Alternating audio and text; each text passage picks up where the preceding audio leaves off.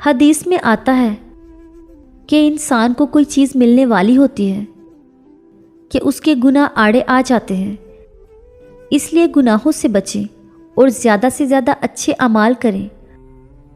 ہمارے نبی صلی اللہ علیہ وآلہ وسلم نے فرمایا کہ کشادگی کا انتظار بہترین عبادت ہے، اس لیے اپنی کشادگی کا انتظار کیجیے۔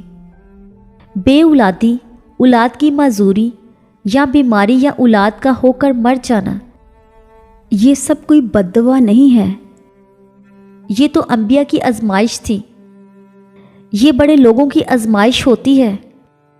آپ خوش قسمت ہیں، روز قیامت آپ کو کشادگی کے انتظار میں گزارے یہ ماہوں سال بہت قیمتی لگے، کیونکہ یہ وقت آپ کو وہ دے جائے گا جو اور کوئی نہیں دے سکتا۔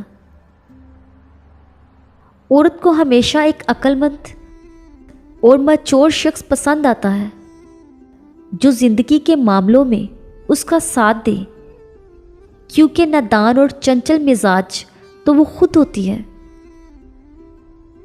عورت 40 سال تک اپنا پیار چھپا سکتی ہے، مگر 1 گھنٹے کے لیے اپنی نفرت نہیں چھپا سکتی۔ بہت سے لوگ اپنے آپ سے ہی خوف کھانے لگیں گے اگر وہ اپنا کردار آئینے میں دیکھ لیں۔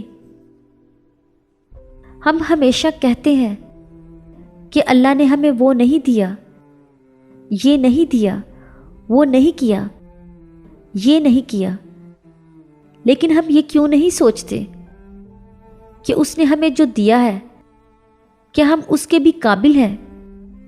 وہ جو کرتا ہے ہمارے لیے، کیا ہم اس کے لیے وہ سب کرتے ہیں؟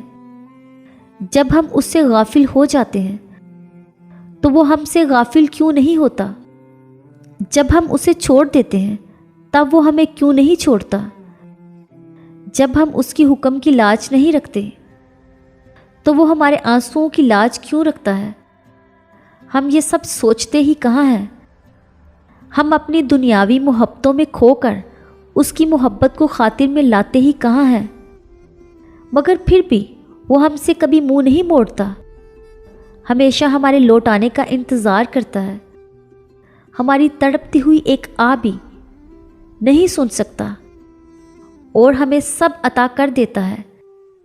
جتنی محبت ہم ان انسانوں سے کرتے ہیں جو ہمیں رسوا کر دیتے ہیں، اتنی محبت اگر ہم اللہ سے کریں تو کبھی رسوا نہ ہوں۔ بس یہ بات سمجھنے میں کبھی کبھار ہم ساری عمر لگا دیتے ہیں۔ صبر کی حالت میں آنکھوں سے نکلنے والے بے بس آنسوؤں کو اللہ مزید بے بس نہیں رہنے دیتا۔ جب تھک کر ٹوٹنے لگو تو سمجھ جانا کہ اب اللہ کی مدد زیادہ دور نہیں ہے۔ تمہاری آزمائش تو بس اللہ کے کن کہنے تک ہے۔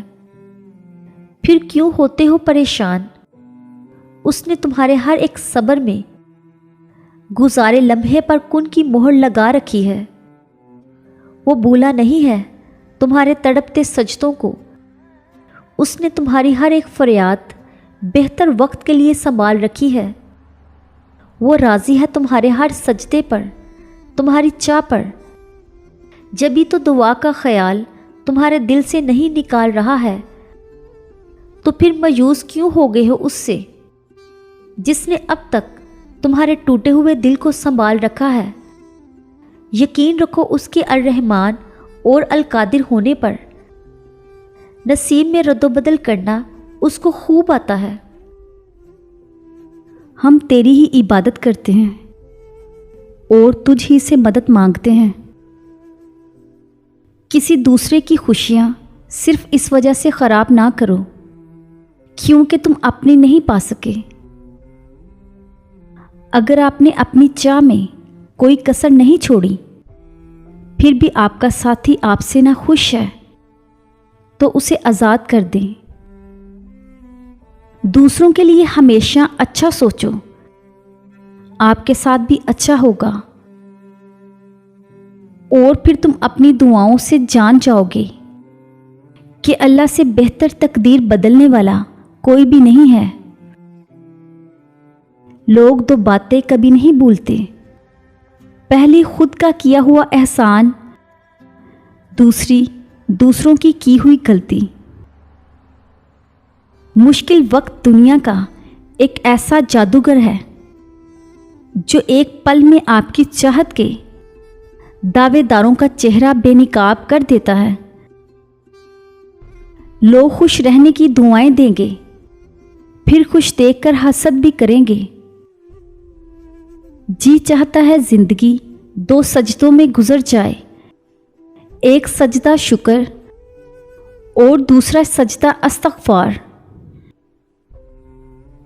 اللہ تعالیٰ کسی جان کو اس کی طاقت سے زیادہ تکلیف نہیں دیتا۔